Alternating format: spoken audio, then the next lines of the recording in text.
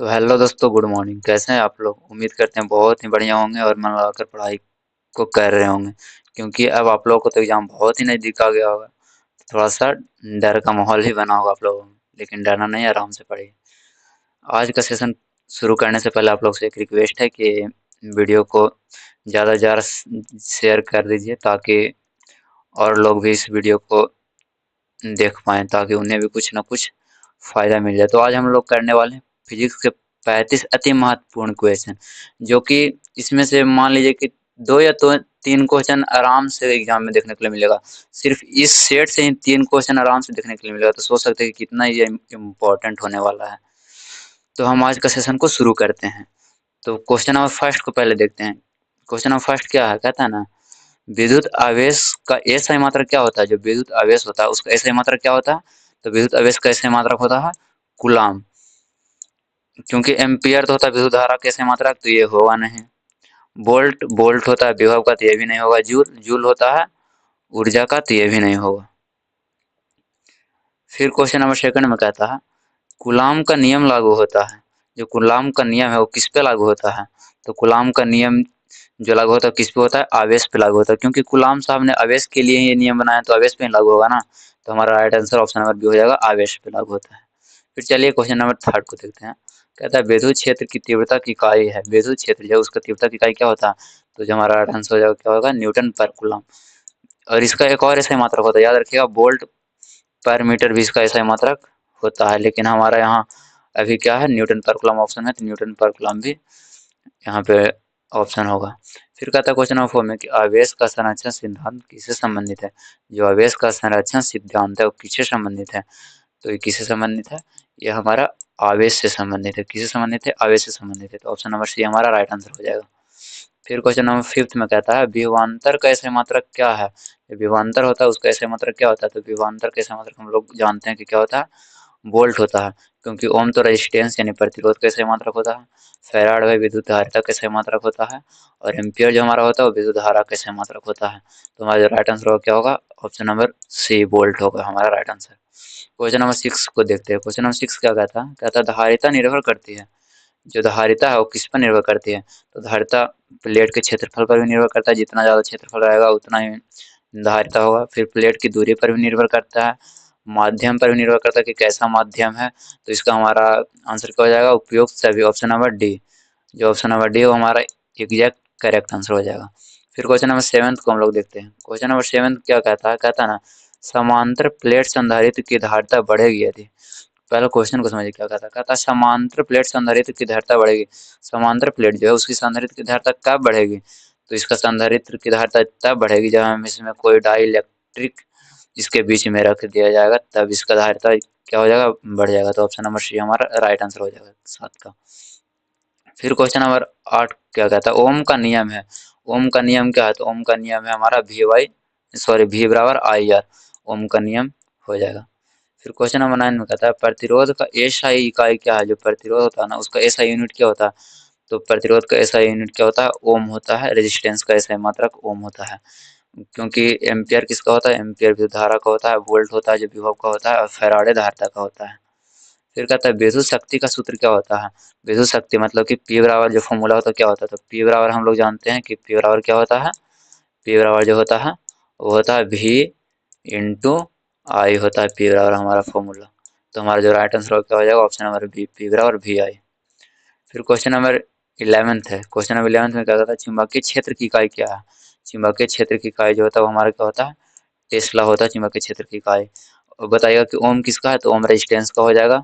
Volt जो होगा विभव का होगा। हेनरी जो हो जाएगा एन प्रेरण का होता है। फिर क्वेश्चन नंबर 12 में कहता है लॉरेंज बल कार्य करती है। लॉरेंज बल कहाँ पे कार्य करती है? तो लॉरेंज बल उस जगह काम करती है जहाँ पे दो गतिमान आवेश हो, वहाँ पे लॉरेंज बल हमारा कार्य करता है। फिर क्वेश्चन नंबर 13 में करता है फ्लेमिंग का बायां हाथ नियम संबंधित है।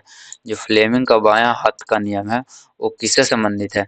जनरेटर से? तो ना भाई, जनरेटर से तो संबंधित नहीं है। तो हमारा option number be exact answer हो जाएगा, मोटर से। फ्लेमिंग का बायां हाथ नियम किससे संबंधित है? मोटर से।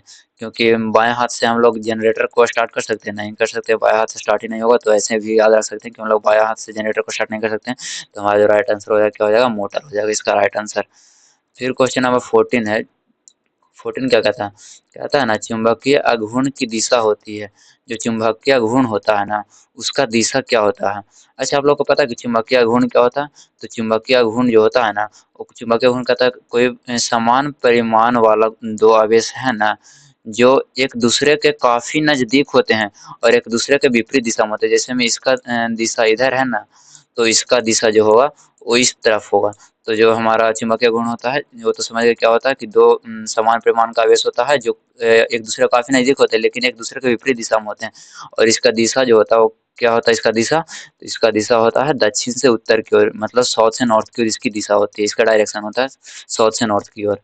फिर क्वेश्चन नंबर 15 में कहता है डायमैग्नेटिक पदार्थ। जो डायमैग्नेटिक पदार्थ है ना, वो क्या है डायमैग्नेटिक पदार्थ।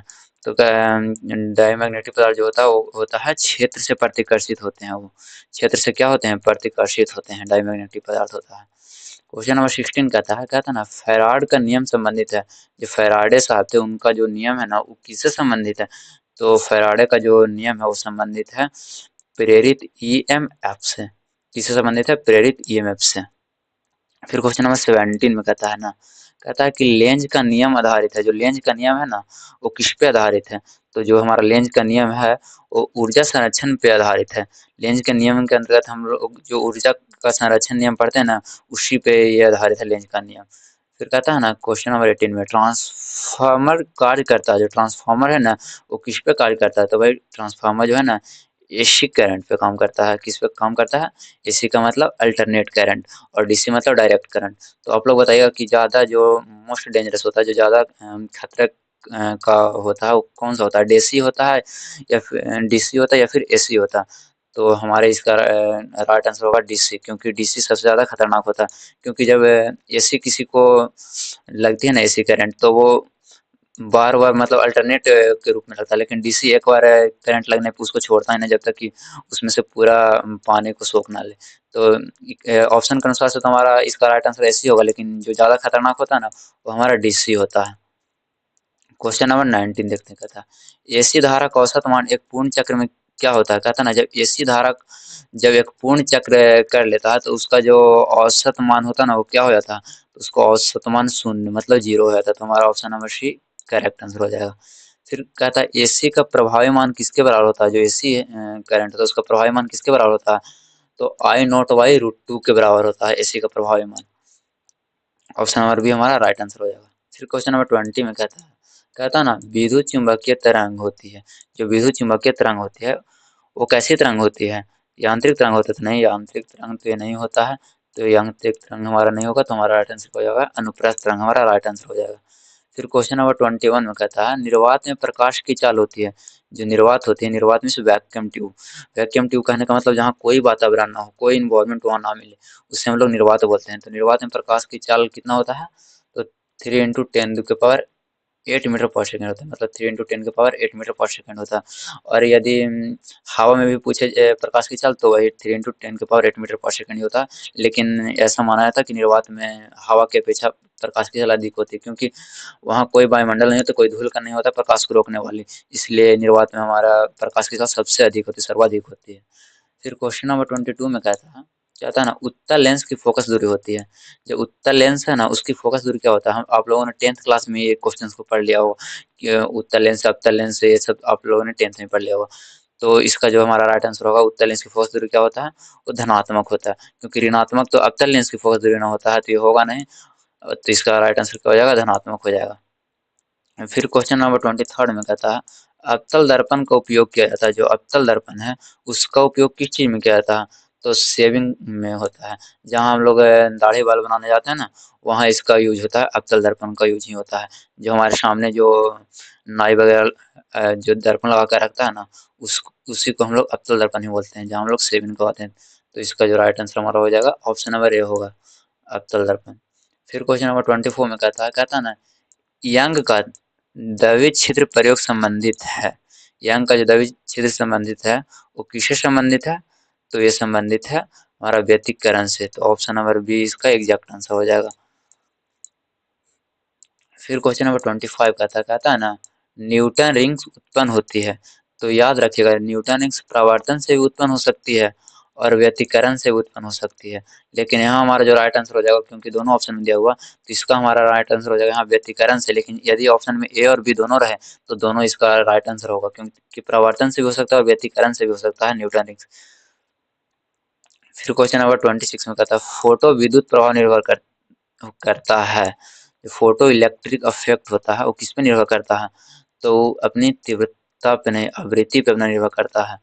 फोटो विद्युत प्रभाव जो होता है किस पे निर्भर करता है, वो अपनी आवृत्ति पे निर्भर करता है। फिर 27 में कहता है ना, प्लैंक नियतांक की इकाई क्या है। प्लैंक नियतांक है उसकी इकाई क्या होता है, तो जूल सेकंड इसका इकाई हो जाता है हमारा। प्लैंक नियतांक की इकाई हो जाता है जूल सेकंड। तो हमारा जो राइट आंसर हो जाएगा वो ऑप्शन नंबर ए होगा।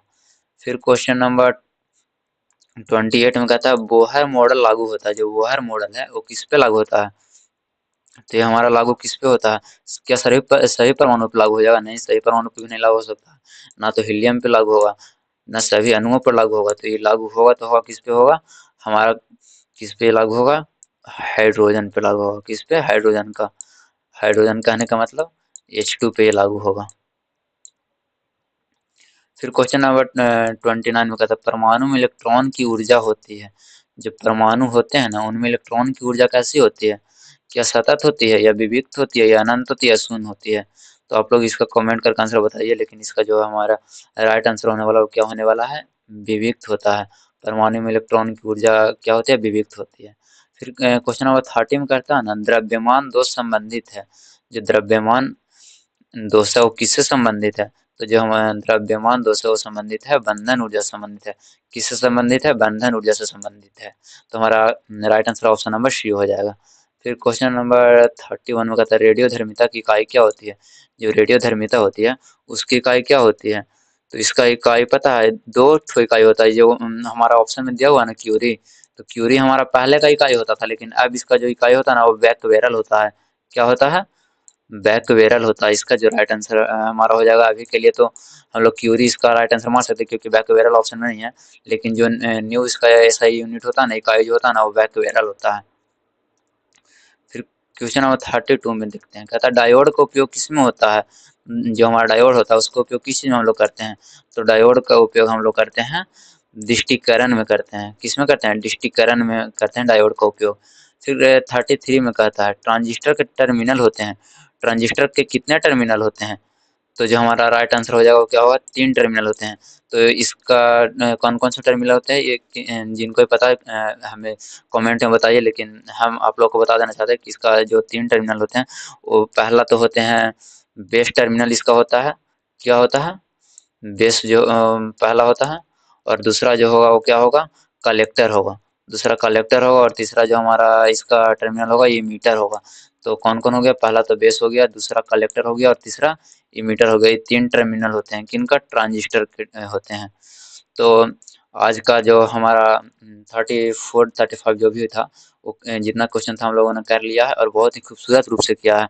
तो यदि वीडियो पसंद आया हो तो लाइक करें और दोस्तों के साथ शेयर जरूर करें, ताकि उन दोस्तों को भी इस वीडियो का लाभ मिल सके। और ऐसे ही वीडियो में बने रहने के लिए चैनल से जुड़ जाए, ताकि हमारे और आपके बीच का जो संबंध है वो मजबूत हो सके।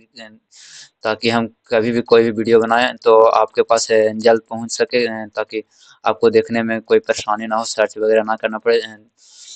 बाकी कैसा लगा हो कमेंट में एक बार जरूर बताइएगा, अपना कमेंट जरूर कीजिएगा। इससे क्या होगा, हम हमें आपका फीडबैक मिलता है कि कैसा हमने आज का क्लास करवाया। तो इससे यदि आपका पॉजिटिव कमेंट हुआ तो इससे हम लोगों को और एनर्जेटिक महसूस होता है, जिससे हम अगला वीडियो और बेहतर रूप से बना कर ला सकते हैं। तब तक के लिए थैंक यू, जय हिंद, जय भारत।